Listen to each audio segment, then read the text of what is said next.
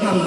Tah kadang-kadang alam kiwari jelema berboga penyakit kalau arang ngaji. Terutama barangkali yang sing waspada kudu diarahkan karena pengajian Pak sarana agama pentingkeun. Aina kadang-kadang loba jama geus berat sabeula karena pendidikan umum orang alih diarahkan, tapi karena pendidikan agama kadang-kadang budak asup SMP terek ngaji diantarkeun ku ibu bapak bener heuh. Sarua aja urang itu ngarolokan urang dia. Astagfirullah. Apakah gugur kewajiban pendidik agama sering sekolah SMP budak? Asup SMP, asup sarua budak terek ngaji gara-gara sampai sekolah kembali ke ngaji, tapi jarang sampai penting tunggu terus ngaji kembali ke guru sekolah sekali kita berat sabelah itu huruf. Padahal Rasul ngadohkeun manistar ahuriyatan palam yakun abin nasihah lam yuri raihata jannah. Sajama dipercaya ku Gusti Allah sebagai pengawan.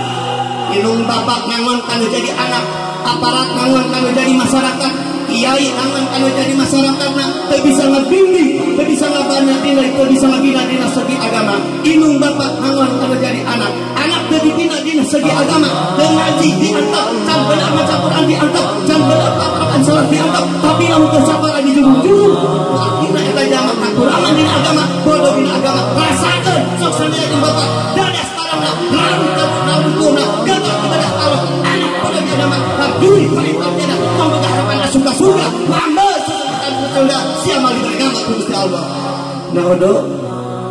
Naodo, keung teung, jika nu teung oh mana boh, kalau teu ibu mah disangka kembali dicerangkat ngarana Adenin Sasin awakna jongkung badal berjul koning asep menteri ai karojol kapangun cedek rek nek kali jeung leutik bu hampura sing beuring leutik sote awak da para bot mah badal para bot lagi macul kang awak pemi kada lagi macul lagi ganggu badal itu tah urang sing waspada.